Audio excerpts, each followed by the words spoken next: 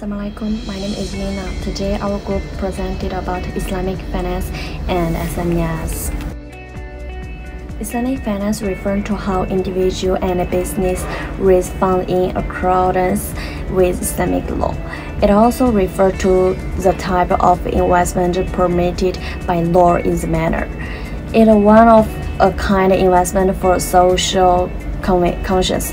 Islamic enhances legal, moral, cultural, and religious dimensions in order to promote equality and justice for the sake of the entire society. In a lot of countries, SMEs are the backbone of development and play a significant socio-economic role. They lead to socio-economic growth in a variety of ways, including reduced unemployment, enhanced economic prosperity, and increased per capita real income. Small and medium-sized enterprises play an important role in economic growth in Malaysia. However, there are many challenges that faced by SME in Malaysia. The first point is capital and financing issue. Many entrepreneurs do not know the best way to get their business capital other than apply for financing at the bank. However, banks frequently charge SME with a high cost of interest rate. Next is recession. The most impactful that faced by the world are pandemic COVID-19. Because of this issue, many entrepreneurs are affected where they are not able to conduct business as usual. Besides, lack number of customers is also one of the challenges that they have to face. This is because customers start to be frugal in their daily life for their expenses for the sake of their survival. Lastly, it's about branding. SME in Malaysia often ignore the value of branding in their business. Actually, branding is one of medium that will develop the business and build consumer loyalty. But some entrepreneurs have zero knowledge about branding.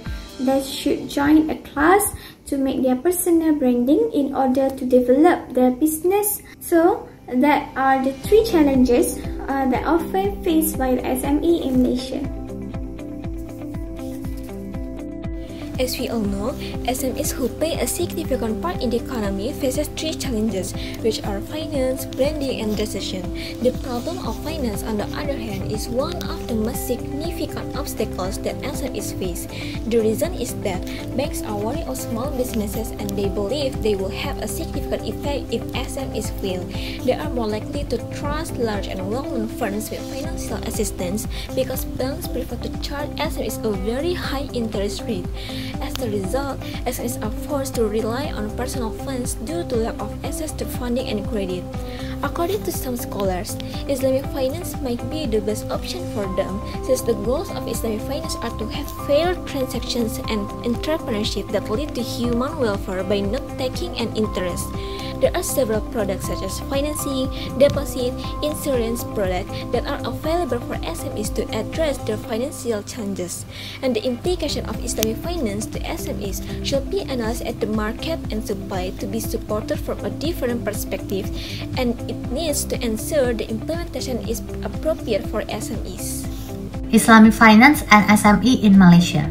Malaysia recognizes that SME have played an essential role in economic activities to promote economic growth. Small and medium-sized enterprises, or SME, are one of the organizations that obtaining Islamic funding from a variety of financial institutions in order to expand their businesses. The demand for Sharia enforcement financing has increased in tandem with the growth of SME in the marketplace.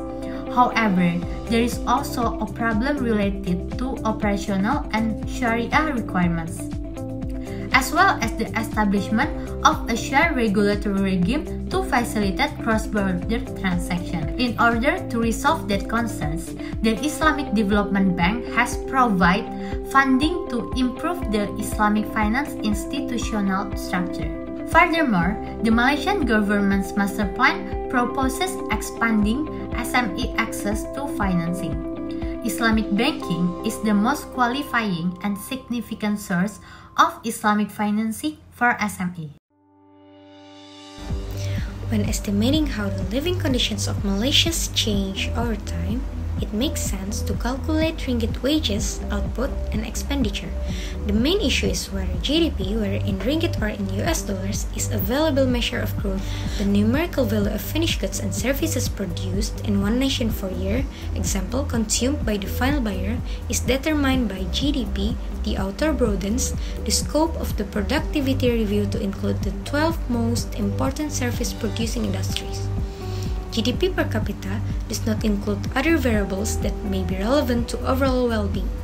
Measuring GDP in dollars and at exchange rates does not tell us much. We can learn a lot about the internal production and economic policy of the economy through ringgit measurement and inflation adjustment. We can measure Malaysia's economy in US dollars or ringgit depending on what we're looking at, like the concept US dollar at market exchange rates is the least useful of any possible variation. It can be discovered that Islamic finance plays a significant role for SMEs through several studies, as SMEs have some resistance in financing, breeding, and the recent issue. Islamic finance might be the best solution to solve the problem in terms of financing and development. In terms of supporting SMEs, the Islamic financial system is undoubtedly more effective and supportive than the conventional financial system, since its objective is to support SMEs in order to contribute more to society, economic, and social growth. In the last section, we explain the measurement of GDP in Malaysia for SMEs.